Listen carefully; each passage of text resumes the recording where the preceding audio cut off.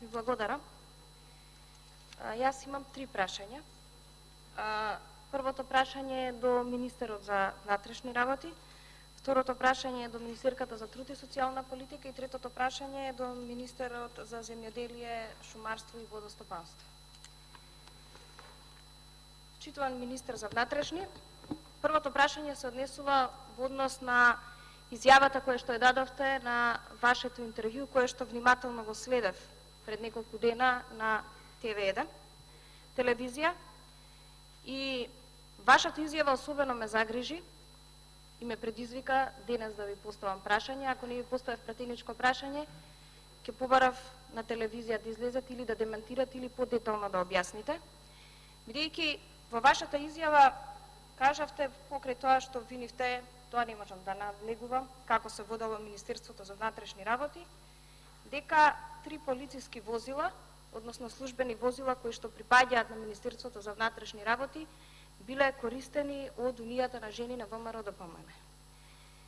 Бидејќи јас долго време бев председателка на Унијата на жени на ВМРО ДПМН, 5 и нешто години, од ноември 2013 година, јас би сакала подетално да ми одговорите кој ги користел тие возила, дали сте запознаени со лицата кои што ги користеле, бидејќи јас најодговорно тврдам додека јас сум председателка на Унија на жени, јас и барем жените кои што биле во раководството, нити користеле службени возила, нити пак сме имале некаква корист од Министерството за внатрешни работи, бидејќи ако такво нешто се случило, јас таа злоупотреба најстрого ќе ја искритикувам денес и се срамам од таквата постапка ако е точна.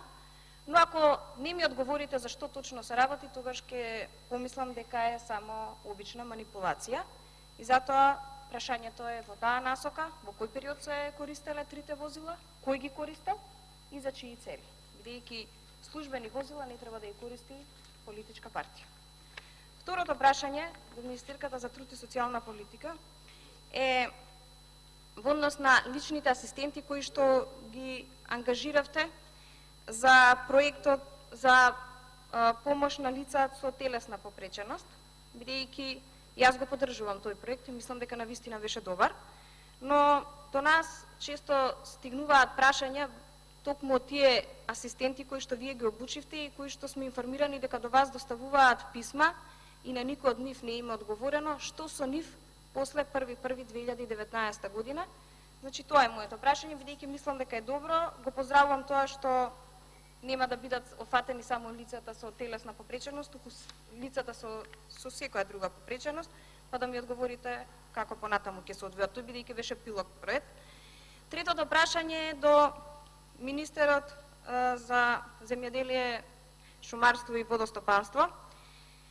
Бидејќи зборувавте сега за програмата за рурален развој, која што ја пофаливте за 2018-2021 година, јас тука сум засегната од една точка која што случајно на еден состанок како председателка на Комисијата за еднакви можности и председателката на клубот на парламентарки заедно со UN Women се отвори едно прашање за спорната мерка 115 од програмата, која што се однесува на поддршка на активен женски член во однос на користење или на субвенции.